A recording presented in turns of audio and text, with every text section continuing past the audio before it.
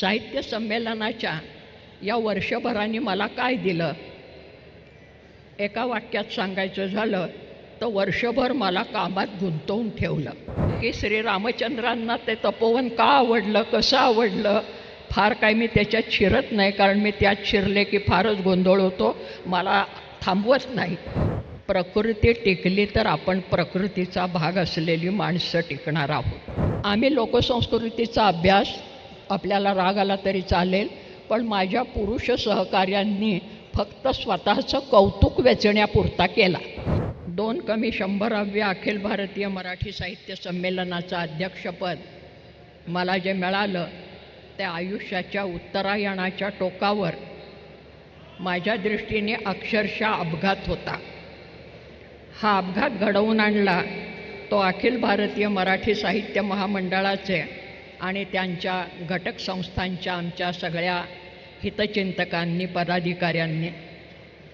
सध्याचे महामंडळाचे उत्साही अध्यक्ष आणि आमचे सन्मित्र मिलिंद जोशी,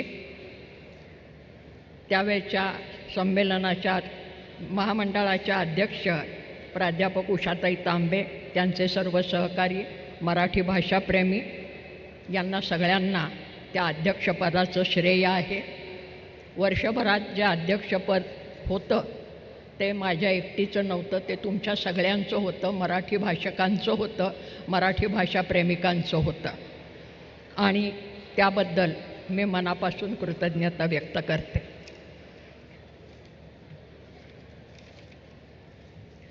आता 99व्या म्हणजे 1-100व्या संमेलनाचे अध्यक्ष मराठीतले नामवंत लेखक, कादंबरीकार विश्वासराव पाटील यांची कारकीर्द सुरू होते आहे. मराठी भाषेच्या विकासासाठी ते कृतिशील अशा प्रकारचं काम करतील असा विश्वास आहे, कारण सनदी अधिकारी म्हणून दीर्घकाळ ते कार्यरत राहिलेले आहेत आणि अनेक आघाड्या एकाच वेळेला कशा सांभाळायच्या याचा त्यांना प्रदीर्घ अनुभव आहे. मराठी मातृभाषा ही विकसित व्हावी, तिला अभिजात भाषेचा दर्जा मिळाला, याबद्दल सर्वांच्यासारखाच मलाही आनंद झाला, तो मी वेळोवेळी व्यक्त केलेला आहे, आपल्यालाही झाला. प्रश्न असा आहे की उद्या मराठी भाषेचं साहित्य विकसित होण्याच्या दृष्टीने पायाभूत असं कार्य आपण काही करणार आहोत की नाही. आणि मला असं वाटतं की मला जे बोलायचं आहे ते आमचे सन्मित्र मिलिंद जोशी यांनी सुरुवातीलाच अत्यंत स्पष्ट शब्दात सांगितलेलं आहे, जे मी वारंवार सांगत आले. कारण प्राथमिक स्तरावर मराठीचं अध्ययन, अध्यापन नीट झालं, त्याचं व्यवस्थापन झालं, तर पुढे मराठीचे हितचिंतक, मराठीचे वाचक, मराठीचे लेखक हे निर्माण होणार आहेत. आणि त्याच्याकडेच आता दुर्लक्ष होतं आहे असं एक नागरिक, एक मराठी प्रेमी आणि मुख्य म्हणजे एक शिक्षक म्हणून माझं मत आहे. कारण मराठी हे मी अक्षरशः प्राथमिक शिक्षकाच्या स्तरापासून परदेशी विद्यापीठाच्या स्तरापर्यंत सर्व स्तरांच्यावर अध्यापन केलेली मी एक मास्तर आहे. शिक्षिका, प्राध्यापक वगैरे वगैरे मी काही म्हणत नाही. आणि त्यामुळे अत्यंत लहान वयामध्ये मुलांच्यावर अनेक भाषांचं दडपण येऊ नये असं माझं अनुभवाचं मत आहे, ते मी पुन्हा पुन्हा व्यक्त करत आलेली आहे. त्याचा पुरावा विश्वासराव पाटील करतील असा मला विश्वास आहे आणि ते करत राहावे त्यासाठी शुभेच्छा आहे. साहित्य संमेलनाच्या या वर्षभराने मला काय दिलं, एका वाक्यात सांगायचं झालं तर वर्षभर मला कामात गुंतवून ठेवलं.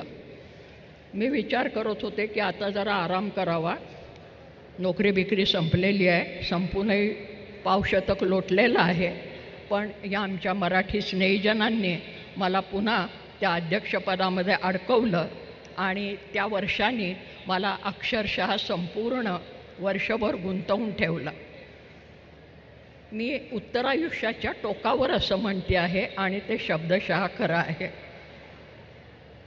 एरवी तक्रार अशी असते की उत्तरायणामध्ये फारसं कोणी लक्ष देत नाही, पण माझ्याकडे महाराष्ट्राने नको तितकं लक्ष दिलं असं मला वाटतं.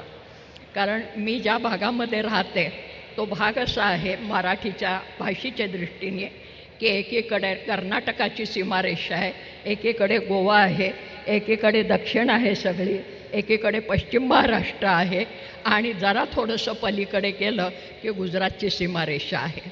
आणि या सगळ्या प्रांतामधली जी मराठी भाषक मंडळी आहेत, ज्यांना आपण बृहन महाराष्ट्रातली मंडळी म्हणतो, त्या सगळ्यांचा अतिशय लोभाचा असा अनुभव मला मिळाला.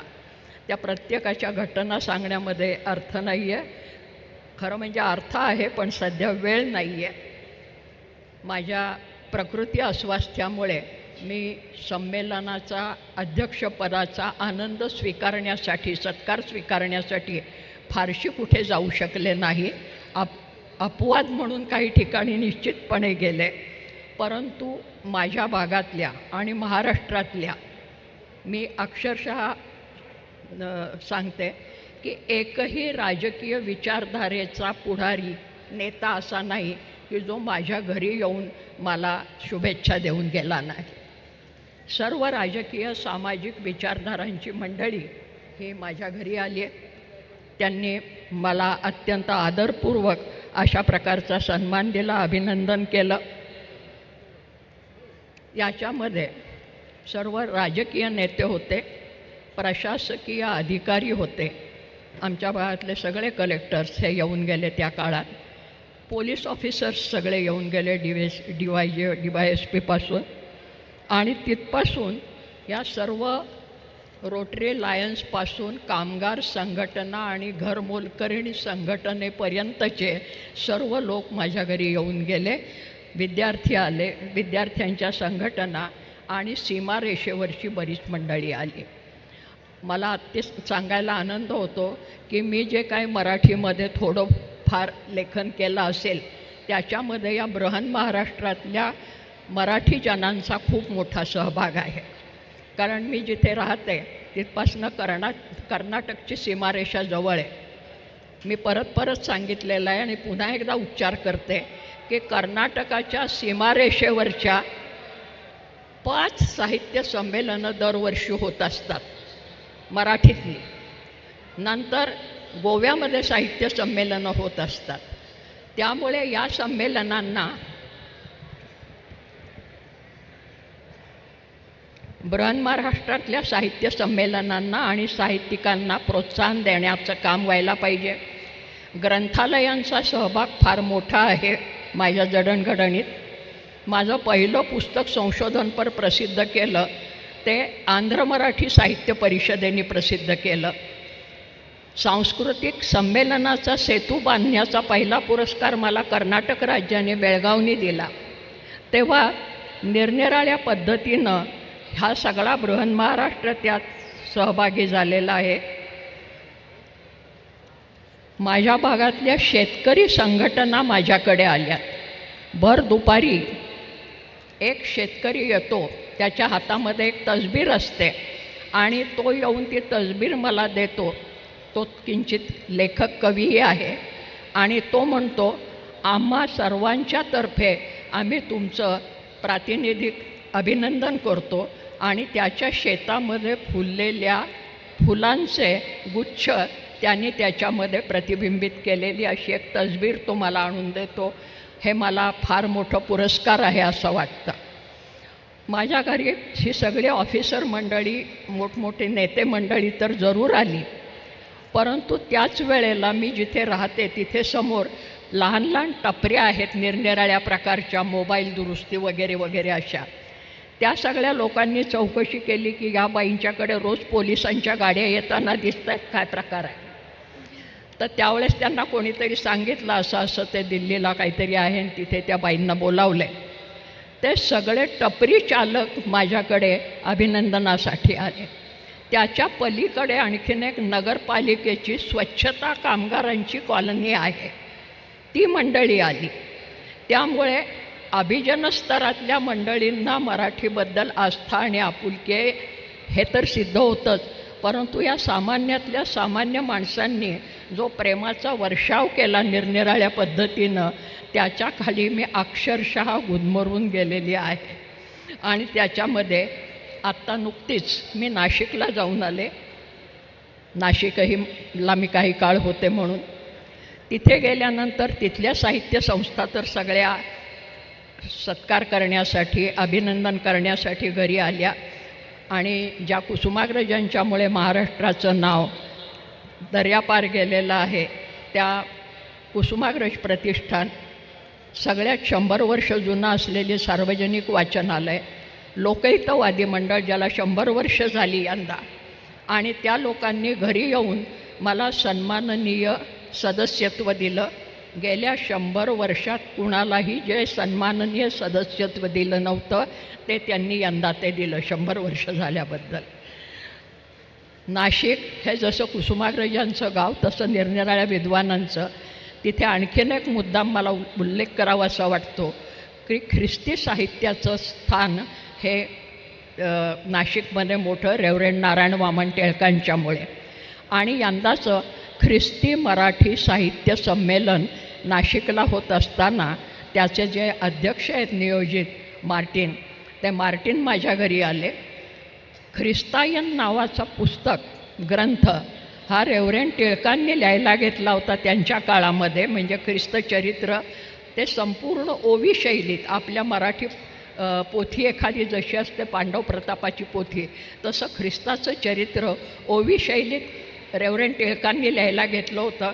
त्यांच्या हातनं ते पूर्ण झालं नाही. मग त्यांच्या पत्नी, ज्यांना साहित्यलक्ष्मी म्हटलं जातं आणि ज्या औपचारिकदृष्ट्या फारसं शिक्षण घेतलेल्या नव्हत्या, त्यांनी ते ख्रिस्तायन पूर्ण केलं. त्याची नवीन आवृत्ती आत्ता 4 दिवसापूर्वी प्रकाशित झाली. त्याच्यासाठी त्यांनी एक पुरस्कार माझ्याकडनं घेतला मुद्दाम आवर्जून त्या संमेलनासाठी. सायमन मार्टिन घरी येऊन पोहोचले. त्यामुळे मराठी ही जी सगळीकडे पसरली आहे, महाराष्ट्राच्या बाहेर, देश, धर्म, जात, पंथ याच्या पलीकडे, या सगळ्याची दखल आपण कुठेतरी घेणार आहोत की नाही. ख्रिस्ती साहित्य संमेलन नुकतंच झालेलं आहे. मी नाशिकला गेले त्यावेळेला तपोवनावर, जिथे प्रभू रामचंद्र आणि सीतामाई यांचा पहिला वनवास, मी मुद्दाम पहिला वनवास म्हणते कारण त्यावेळेस ते दोघं बरोबर होते, तेव्हा प्रभू रामचंद्र आणि सीतामाई यांचा पहिला वनवास ज्या नाशिकच्या तपोवनामध्ये व्यतीत झाला, आणि लोकपरंपरेतल्या बायकांनीही त्याचं वर्णन केलेलं आहे की श्रीरामचंद्रांना ते तपोवन का आवडलं, कसं आवडलं. फार काही मी त्याच्यात शिरत नाही, कारण मी त्यात शिरले की फारच गोंधळ होतो, मला थांबवत नाही. पण एक ओवी बायकांची सांगावीशी वाटते. रामचंद्र आले तिथे आणि सीतामाईला म्हणाले, राम म्हणे सीता नाशिक चांगलं, राम म्हणे सीता नाशिक चांगलं, गोदावरी काठी मन दोघांचं रंगलं. तेव्हा त्या दोघांचं मन तिथे रंगलेलं होतं. आणि असं ते तपोवन जे आम्ही लहानपणापासून अनुभवत आलो, त्याच्यावर अक्षरशः कुऱ्हाड पडते आहे असं वातावरण निर्माण होतं. त्या निमित्ताने त्या भागातली सगळी प्रसिद्धी माध्यमं माझ्याकडे आली, प्रतिक्रिया घेतल्या. चळवळी तिथे चालूही आहेत, विरोध होतो आहे सामान्य नागरिकांच्यापासून अभिजनांच्यापर्यंत सगळ्यांचा. कारण शेवटी प्रकृती टिकली तर आपण प्रकृतीचा भाग असलेली माणसं टिकणार आहोत. आणि म्हणून पर्यावरण वगैरे असले शब्द मी वापरत नाही, ती प्रकृती आहे. प्रकृतीमध्ये आपण जी पंचतत्व मानतो, पृथ्वी, आप, तेज, वायू, आकाश, ही सगळी झाडांच्या आणि पाण्याच्या आणि मातीच्या आश्रयाने जगतात. आणि म्हणून आपण जगतो, कारण आपण प्रकृतीचा एक अंश असतो म्हणून. तेव्हा आपल्यालाच जगायचं असलं स्वार्थ म्हणून सुद्धा, तर आपल्याला वनांचं जतन हे प्राणपणाने केलं पाहिजे, नाही तर आपल्या पुढच्या पिढ्यांचे प्राण टिकणं अवघड होईल, असं मला आवर्जून सांगावंसं वाटतं. आणखीन एक महत्त्वाची गोष्ट घडली या वर्षभरात की निरनिराळ्या संस्थांनी पुरस्कार देण्याची योजना आखली. मी कुठलाही पुरस्कार घ्यायला कुठेही जाऊ शकले नाही. शिवाजी विद्यापीठाने माजी कुलगुरू धनागरे यांच्या नावाने एक पुरस्कार, विखे पाटील यांचा पुरस्कार नुकताच मिळाला, लोकहितवाद मंडळाने दिला, महाराष्ट्र फाउंडेशनचा पुरस्कार नुकताच मिळालेला होता. सगळ्यात महत्त्वाची गोष्ट म्हणजे नाशिकला सांगलीला येऊन मला भाई वैद्य पुरस्कार देण्यात आला, नंतर रामकृष्ण मोरे पुरस्कार देण्यात आला. असे अनेक पुरस्कार हे मला तिथे येऊन दिले आणि त्याचा एक मोठा आनंद सगळ्या घरादाराला नव्हेच माझ्या सगळ्या मित्रमंडळींना लोटता आला. आज हे साहित्य संमेलन इथे होतं आहे. ही सातारा भूमी शिवरायांची भूमी आहे आणि मराठी भाषेच्या रक्षणासाठी आणि अभिवृद्धीसाठी आणि अस्मितेसाठी महाराजांनी पहिल्यांदा राज्य व्यवहार कोश निर्माण केला मराठीमध्ये, की त्यांच्या अलीकडच्या काळात महाराजांची स्थापना करण्याच्या आधी परकीयांची राज्य होती. राजकारणामध्ये परकीय भाषेचा प्राबल्य झालेलं होतं. शिवाजी महाराजांनी मराठीमधनं राजव्यवहारामधली सगळी भाषा यावी म्हणून पहिल्यांदा पंडित मंडळींना बोलवलं, विद्वान मंडळींना, आणि राज्य व्यवहार कोश निर्माण केला. महाराजांनी राजनीती सांगितली म्हणून मी राजकारण या शब्दापेक्षा राजनीती हा शब्द महत्त्वाचा मानते. आणि आज्ञापत्र या त्यांच्या ग्रंथामध्ये, त्यांनी कथित केलेल्या ग्रंथामध्ये तो सगळा इतिहास आहे. त्याचं संपादन मी ज्यांना गुरुस्थानी मानते त्यापैकी डॉक्टर रामचंद्र चिंतामण ढेरे यांनी आज्ञापत्राचं एक संपादन केलेलं आहे. तेव्हा अशा कितीतरी मार्गांनी मराठीचं जतन, संवर्धन सर्व पातळ्यांवर होतं आहे. मराठी माणूस जिथे जिथे गेला तिथे तिथे त्यांनी मराठीचं रुजवण केली. त्यातलं आणखीन एक उदाहरण, हे साहित्य संमेलनाचं अध्यक्षीय भाषण झाल्यानंतर अनेकांच्याकडनं मला पसंतीच्या पावत्या मिळाल्या, तोंडी मिळाल्या, लेखी मिळाल्या, घरी येऊन मिळाल्या. परदेशातनं, विशेषतः महाराष्ट्र मंडळं ज्या ज्या देशामध्ये आहेत त्या अनेक देशामधल्या तरुण मुलामुलींचे मला फोन आले, पत्र आली मोठ्या प्रमाणावर. दिल्लीला मी पाहिलं, तिथेही तरुण मुलं मुलीही मोठ्या प्रमाणावर होती. इथेही मी काल परवापासून अनुभव घेते की तरुण मुला मुलींचा साहित्य संमेलनाच्यासाठी आणि पुस्तकाच्यासाठी गराडा मोठ्या प्रमाणावर पडतो आहे. तरुण मुला मुलींच्यामध्येही आस्था निर्माण होते आहे. मी ज्या भागात राहते तो काही खूप सुधारित असा प्रदेश आहे असं नाही, पण ग्रामीण, अर्धग्रामीण प्रदेशामध्ये मराठी साहित्याबद्दल फार मोठ्या प्रमाणावर आस्था आणि अभिरुची निर्माण होती आहे. प्रत्येक 5-7 गावात एक साहित्य संमेलन दरवर्षी होतं आहे. या मध्यवर्ती साहित्य संमेलनाशिवाय नवीन मुलं मुली लिहित आहे, अनेक पातळ्यांवर लिहित आहेत. माट्यांनी एकेकाळी म्हटलेलं होतं जवळजवळ 100 वर्षापूर्वी की निरनिराळ्या जाती जमातीची मंडळी लिहायला लागतील त्यावेळेला त्यांच्या परंपरेतले शब्द आणि वाक्यरचना मराठीत येतील आणि मराठी खऱ्या अर्थाने समृद्ध होईल. आणि म्हणून एका विशिष्ट स्तराची भाषा ही शुद्ध भाषा आणि अभिजन भाषा असं मी लोकसंस्कृतीची डोळस अभ्यासक म्हणून मानत नाही. मी डोळस अभ्यासक म्हणते कारण आपल्या जुन्या संस्कृतीबद्दल बोलत असताना 2 गोष्टी असतात. एक उमाळा संप्रदाय म्हणते मी त्याला, म्हणजे आमचं जुनं होतं ते सगळं फार सुंदर, चांगलं, उच्च, उदात्त वगैरे वगैरे असं काही नसतं. कारण प्रत्येक काळामध्ये आणि प्रत्येक संस्कृतीमध्ये बऱ्या वाईट अशा गोष्टी असतात. कारण माणसाचा जगण्याचा हा एक प्रवाह असतो आणि या प्रवाहामध्ये शुद्ध अशुद्ध, मंगल अमंगल हे सगळंच असतं. म्हणून कालिदासाने एकेकाळी म्हटलेलं आहे की पुराणमित्येव न साधु सर्वं, जुनं असतं ते सगळं सोनंच असतं असं नाही, म्हण जरी तशी असली तरी. तेव्हा जुनं सगळं चांगलं असतं नाही, नवीन असतं ते सगळं टाकाऊ असतं असंही नाही. तर जी जाणकार माणसं असतात ते बऱ्या वाईटाची परीक्षा करतात आणि त्याच्यातलं चांगलं असेल ते घेत असतात, जे उपयुक्त असेल ते स्वीकारत असतात. लोकसंस्कृतीचे अभ्यासक म्हणून आमचा हा दृष्टिकोन राहिलेला आहे. आमचा असं मी म्हणत असताना माझे जे पूर्वसूरी आहेत, मी ज्यांना गुरुस्थानी मानते, ते डॉक्टर मांडे असतील, डॉक्टर रामचंद्र चिंतामण ढेरे असतील आणि इतर सगळ्या जणी असतील, माझ्या मैत्रिणी सगळ्या, मग त्या दुर्गाबाई भागवत असतील आणि समोर बसलेली अरुणा असेल. तेव्हा परंपरेमध्ये जे सत्व आहे ते निके सत्व निवडून घेणं ही आमची भूमिका आहे. म्हणून लोकसंस्कृतीचा उमाळा संप्रदाय बाजूला ठेवून चिकित्सा करत त्याच्यामध्ये सुद्धा जो उदात्ततेचा आणि पुरोगामी विचार आहे त्याचा पाठपुरावा मी सातत्याने करत आले. आणि शेवटचा मुद्दा, आंतरराष्ट्रीय महिला मुक्तिवर्ष नावाची भानगड ज्यावेळेला आली त्यावेळेला माझ्या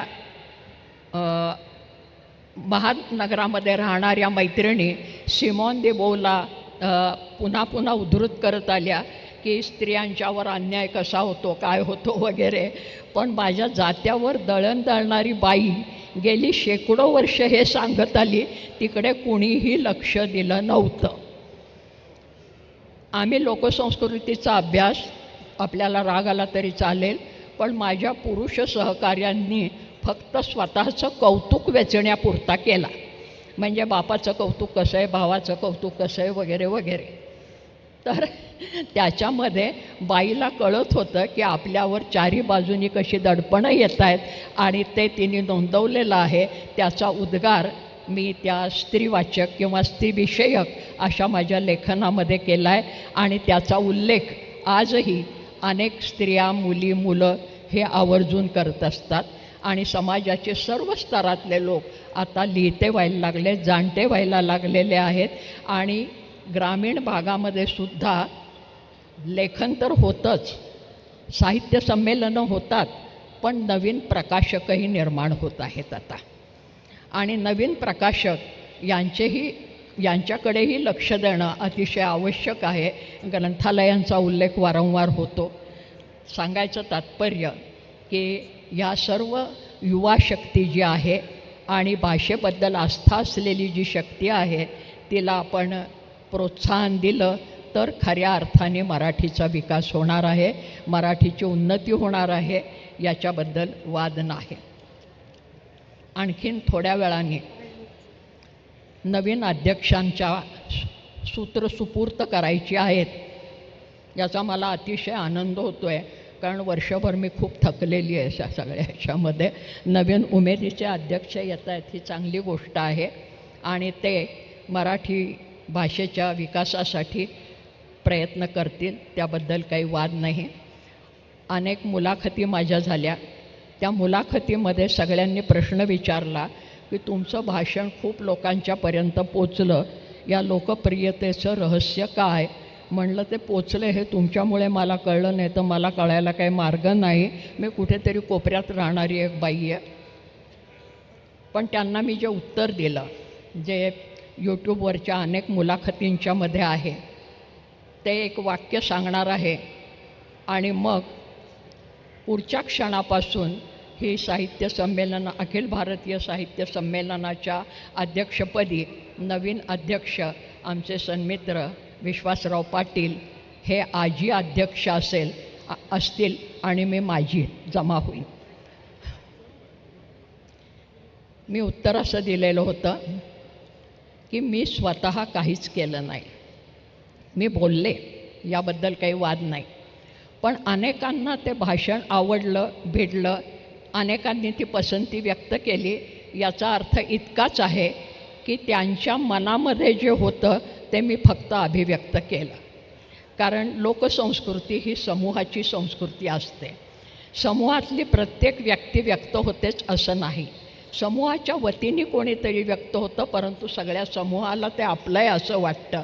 म्हणून मी जे भाषण केलं असेल त्याला एकच वाक्य, ते वाक्य संपल्यावर या संमेलनाची सूत्र विश्वासरावांच्याकडे जाते. ते वाक्य असं की मी भाषण केलं नाही, माझ्या तोंडून भाषण वदलं गेलं कारण मी फक्त समूह मनाचा आवाज झाले. तो समूह मनाचा आवाज आपण आहात सगळेजण, आणि तो आवाज बुलंद करण्याचं काम आमचे सन्मित्र करतील असा पुन्हा एकदा विश्वास व्यक्त करते. वर्षभर मराठी मनांनी, मराठी जनांनी मला जे प्रेम दिलं, आस्था दिली आणि मुख्य म्हणजे भाषेबद्दल आस्था दाखवली, त्याबद्दल मी अतिशय कृतज्ञ आहे, धन्य आहे. मी सगळ्यांचे मनापासून आभार मानते. साहित्य महामंडळाचे, पदाधिकाऱ्यांचे, या संमेलनाच्या संयोजकांचे. त्यांनी माझी खूप आस्था सुरुवातीपासून विनोद कुलकर्णींनी सारखे फोन करून करून बाळगलेली आहे. या सगळ्यांच्याबद्दल पुन्हा एकदा कृतज्ञता व्यक्त करते, शुभेच्छा देते आणि थांबते. धन्यवाद.